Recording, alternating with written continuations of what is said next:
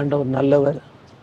அநேக கர்த்தருடைய பிள்ளைகளுக்காக, முக்கியமாக திருமணமாகி குழந்தை இல்லாதவர்களுக்காக ஜெபித்து வருகிறோம். ஆண்டவர் அநேகருடைய வாழ்க்கையில் நிறைய அற்புதங்களை செய்து வருகிறார். ஏன்னா எங்களுடைய வாழ்க்கையிலையும் ஒரு 1497 நாட்கள் காத்திருந்தோம். தேவன் சரியான நேரத்தில் ஒரு ஆண் பிள்ளை கர்த்தர் கொடுத்தார்.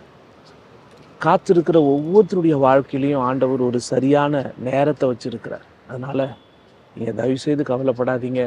உங்கள் வாழ்க்கையில் அற்புதம் செய்கிறவர் இன்றைக்கி உயிரோடு இருக்கிறார்.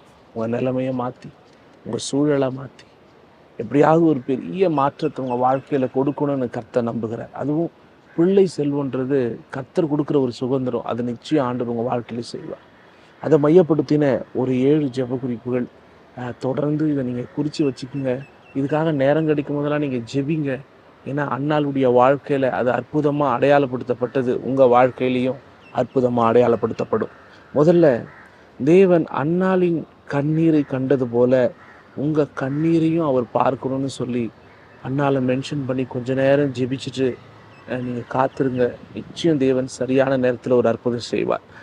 ரெண்டாவது, அவமானத்தை எப்படியாவது நிச்சயம் என் வாழ்க்கையில் நீங்கள் ஆசீர்வாதமாக மாற்றுவீங்க ஆண்டவரேன்னு சொல்லி கேளுங்க. சீக்கிரத்தில் அவமானத்தையும் ஆண்டவர் ஆசீர்வாதமாக மாற்றுவார்.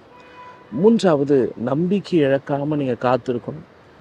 நிச்சயமாக நம்பிக்கை இழக்காமல் காத்திருந்தீங்கன்னா சரியான நேரத்தில் அந்த நீங்கள் நம்பிக்கை இழக்காமல் எந்த அளவுக்கு காத்திருக்கிறீங்களோ அந்த அளவுக்கு ஒரு பெரிய அற்புதத்தை ஆண்டவர் உங்கள் வாழ்க்கையில் செய்வார்.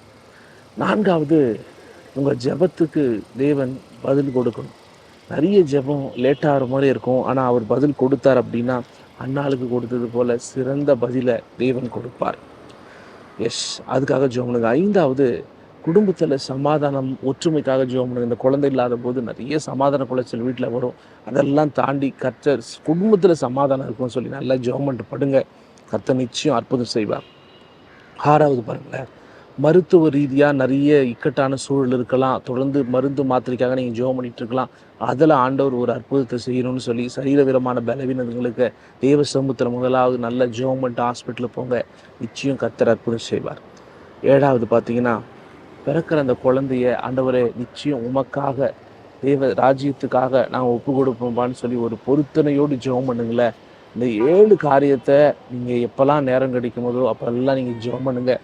ஒருவேளை இது ஜெப குறிப்பாக உங்களுக்கு வேணும்னா ப்ரேயர்னு ஒரு டெக்ஸ்ட் அனுப்புங்க. இந்த ஜெப குறிப்பை நான் உங்களுக்கு அனுப்புகிறேன். வாட்ஸ்அப்பில் அனுப்புங்க.